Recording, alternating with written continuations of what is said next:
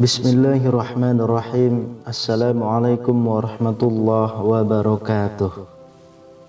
Syukur alhamdulillah kita bisa berjumpa lagi di channel ini. Salawat dan salam selalu dan tetap tercurahkan kepada junjungan kita Nabi besar Muhammad sallallahu alaihi wasallam. Allahumma sholli ala sayyidina Muhammad wa ala ali sayyidina Muhammad. Harapan dan doa saya semoga saudaraku semuanya selalu diberikan kesehatan, dilapangkan rezekinya, diampuni dosa-dosanya, dan dipanjangkan umurnya. Amin ya rabbal alamin. Sahabat beriman yang dirahmati Allah, kelak di akhir zaman akan muncul makhluk mengerikan yang dalam kamus bahasa dikenal dengan istilah buraq. Buraq diartikan sebagai hewan kendaraan Nabi Muhammad SAW yang berbentuk seperti kuda, memiliki sayap pada sisi kiri dan kanannya. Buraq juga sering diartikan sebagai burung yang datang dari surga. Ada beberapa makhluk yang akan muncul di akhir zaman kelak. Makhluk apa sajakah itu? Sahabat beriman yang dirahmati Allah, makhluk-makhluk ini selain buraq, akan muncul makhluk yang berbentuk paling mengerikan yang pernah kita lihat. Berikut adalah makhluk-makhluk yang akan muncul di akhir zaman. Yang pertama, Dabbat al-ard. Dabbat al-ard adalah sebuah nama yang berarti binatang buas atau monster yang muncul dari perut bumi. Dalam Islam, binatang ini masuk sebagai salah satu tanda sebelum datangnya hari penghakiman. Binatang melata ini akan keluar di kota Mekah, dekat Gunung Sofa. Setelah peristiwa matahari terbit dari barat, ia akan berbicara dengan kata-kata yang fasih dan jelas. Dabbat al-ard ini akan membawa tongkat Musa dan cincin Sulaiman. Ibnu Jurayz mengatakan bahwa Ibnu Zubair menjabarkan binatang ini dengan rinci. Kepalanya seperti kepala kerbau, matanya seperti mata babi, telinganya seperti telinga gajah, tanduknya seperti tanduk rusa jantan, lehernya seperti leher burung unta, dadanya seperti dada singa, warna kulitnya seperti warna kulit harimau, panggulnya seperti panggul kucing, ekornya seperti ekor biri-biri jantan, dan kakinya seperti kaki unta. Di antara sepasang persendiannya sejarak 12 ukuran garis lurus. Yang kedua, Ya'juj dan Ma'juj. Ya'juj dan Ma'juj adalah sebutan dari suatu bangsa yang muncul pada akhir zaman, yang memiliki kekuatan sebagai perusak dan penghancur kehidupan di muka bumi. Kisah tentang kaum ini terdapat dalam ajaran agama Yahudi, kitab Kejadian umat Kristen, dan kitab suci umat Islam, Al-Quran. Mengenai sekelompok manusia Ya'juj dan Ma'juj dalam tradisi religius digambarkan dalam istilah yang tidak jelas. Ada yang menyebutnya sebagai bentuk manusia, makhluk berbentuk raksasa, suatu bangsa atau negeri. Ya'juj dan Ma'juj juga muncul dalam banyak mitos dan cerita rakyat di banyak negara.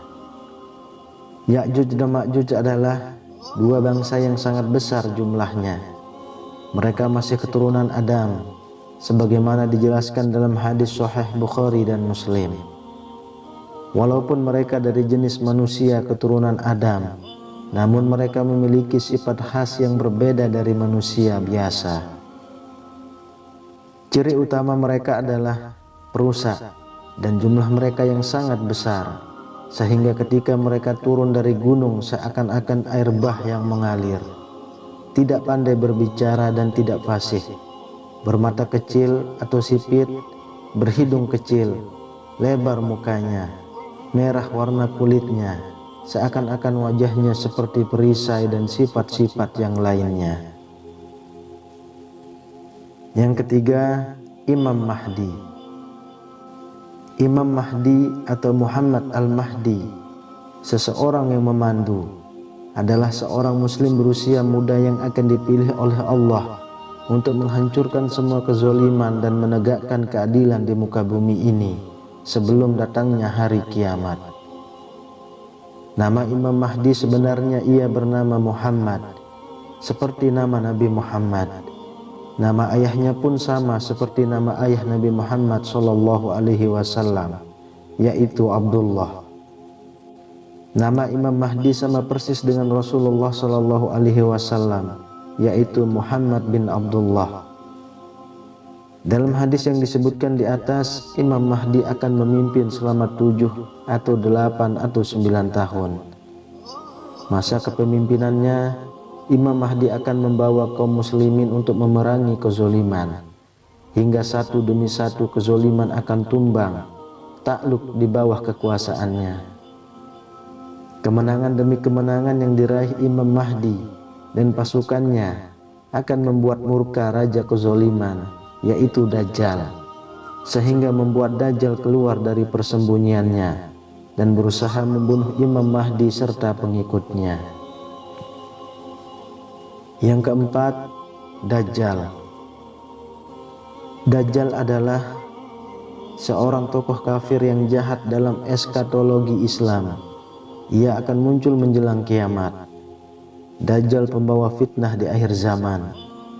Menurut al-hadis, Nabi Muhammad SAW bersabda, sejak Allah Subhanahu wa Ta'ala menciptakan Nabi Adam alaihissalam sampai ke hari kiamat nanti, tidak ada satu ujian pun yang lebih dahsyat daripada Dajjal. Nabi Muhammad SAW mengingatkan para pengikutnya untuk membaca dan menghafal 10 ayat pertama dari surah Al-Kahfi sebagai perlindungan dari Dajjal. Dan kalau bisa berlindung di kota Madinah dan Mekah, karena Dajjal tidak akan pernah bisa masuk kota tersebut yang dijaga oleh para malaikat. Rasulullah SAW juga mengingatkan para pengikutnya untuk berdoa, ya Allah, aku berlindung denganmu dari bencana Dajjal. Dia juga menyatakan tidak ada musibah yang lebih hebat daripada bencana yang ditimbulkan Dajjal sejak penciptaan Nabi Adam hingga hari kebangkitan. Yang kelima, Azazil. Azazil adalah nama asli dari iblis yang merupakan bapak dari bangsa jin. Sedangkan pendapat lain mengatakan bahwa nama asli iblis adalah Al-Harij. Menurut syariat Islam, Azazil adalah pemimpin kelompok setan dari kalangan jin dan manusia. Menurut keyakinan agama Islam bahwa sebelum diciptakannya Adam, Azazil pernah menjadi imam para malaikat, Sayyid al-Malaikat, dan Khazin al-Jannah. Sebelum dilaknat oleh Allah, Azazil memiliki wajah rupawan cemerlang, mempunyai 4 sayap, banyak ilmu, terbanyak dalam hal ibadah serta menjadi kebanggaan para malaikat. Dan dia juga pemimpin para malaikat Karubiyun dan masih banyak lagi. Setelah ia enggan untuk bersujud kepada Adam, Allah mengubahkan mukanya pada asalnya yang sangat indah cemerlang menjadi bentuk seperti babi hutan. Allah mengubah kepalanya seperti kepala unta, dadanya seperti daging yang menonjol di atas punggung. Wajah yang ada di antara dada dan kepala itu seperti wajah kera. Kedua matanya terbelah pada sepanjang permukaan wajahnya. Lubang hidungnya terbuka seperti cerek tukang bekam. Kedua bibirnya seperti bibir lembu. Taringnya keluar seperti taring babi hutan, dan janggut terdapat sebanyak 7 helai.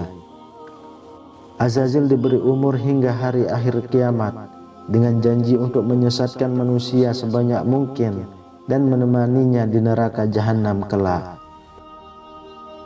Kemudian yang keenam, Anqa. Anqa adalah seekor burung besar misterius dalam mitologi Islam.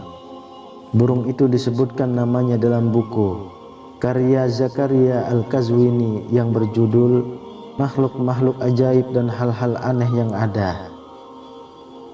Burung raksasa ini pernah dikisahkan oleh Al-Kisai bahwa burung tersebut pernah ada pada zaman Nabi Hanzalah dengan umatnya yang disebut Ashab Ar-Ras.